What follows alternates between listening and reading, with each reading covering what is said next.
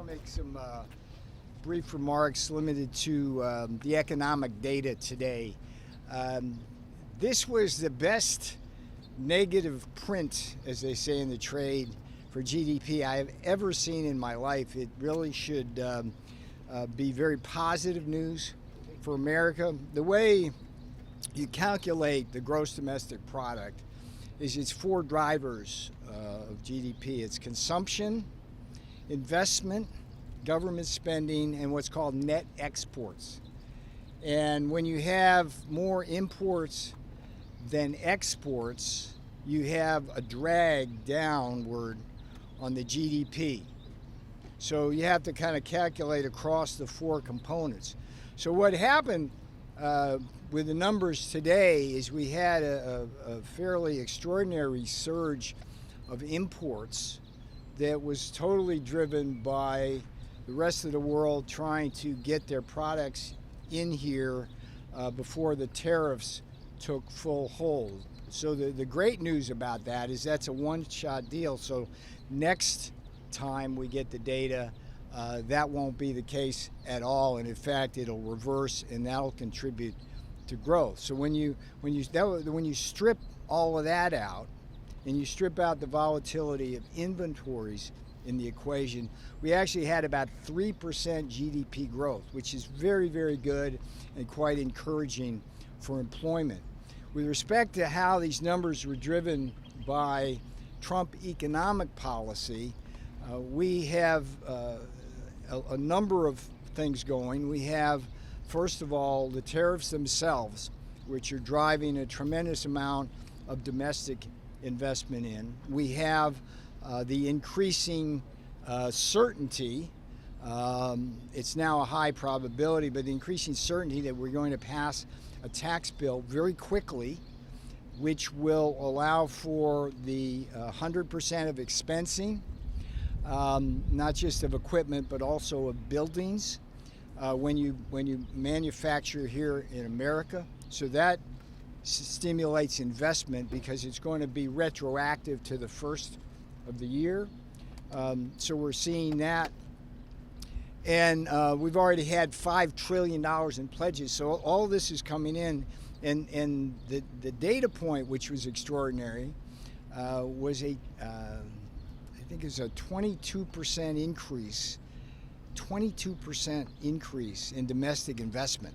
I mean, that is like huge, literally off the charts. You never see anything like that. And then consumption, the important thing to understand here for the finance types is that we distinguish between what's called soft data and hard data.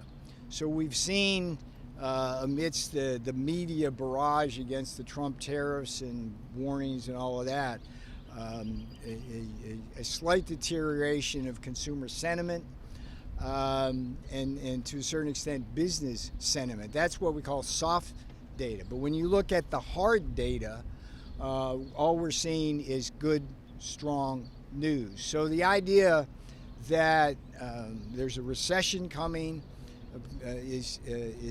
should be heavily discounted, because when we take into effect that the tax cuts coming and the underlying strength of the economy, then I think all things are good. So we felt really good about that number when you fully understand it. And then that's pretty much all I got to say about that. I'll take two questions, and then I really got to get in. This is good news, as you say. Why is Yes, ma'am. Trump on True Social saying that it's Biden's stock market? And do you agree with his assessment that you have to get rid of the Biden overhang? Why not just own it? There's two things going on here. We inherited a tremendously bad set of economic policies from Joe Biden. The fruit of that poison Biden tree is a series of bills, spending bills, which have drawn our debt far over a fiscal cliff, and we're trying to bring that back with the tax bill and the reorientation of spending that may occur. So we're stuck with that. But if you look at the Biden inflation problem, it certainly hasn't been fully cured, but we're making very strong headway. For example, the bond market, the key metric there is the yield, say, on the 10-year. That's been coming down. We've cut gasoline prices down significantly. We got a price of a barrel of oil down around in the low 60s. Biden averaged around 75. You know, the difference between 75 and 60 for the American household is like $1,000 a year in spending power. And so he didn't leave us with a very good hand. Right now, we see things improving. We see our policies being put into action, and we see very good things. All right, one more. Mr. Navarro, any updates with the Boeing-China situation? Let's talk about Boeing China, and then forgive me, I usually would stay, but the West Wing calls. We've got to think from a policy point of view very, very deeply about the Boeing problem in China. The things that Americans need to better understand, a lot of them do now, is if you go back and look at the 5-year industrial plans, which is how China plans its economy, they've told us for the past 20 years they intend to take over key industries from the rest of the world. And they've told us exactly how they're going to do that, which is to say that they invite foreign companies in, and then what they do is absorb and digest their technology, which is to say steal it. And once they learn how to do it, then they use their unfair trade practices to push out the American companies from world markets and eventually from China itself. So if you look at Boeing, we've seen a drop prior to this latest actions against Boeing. Just since the Biden regime, we've seen a drop in their market share go from 55% down to 40% as the rise of the China's domestic champion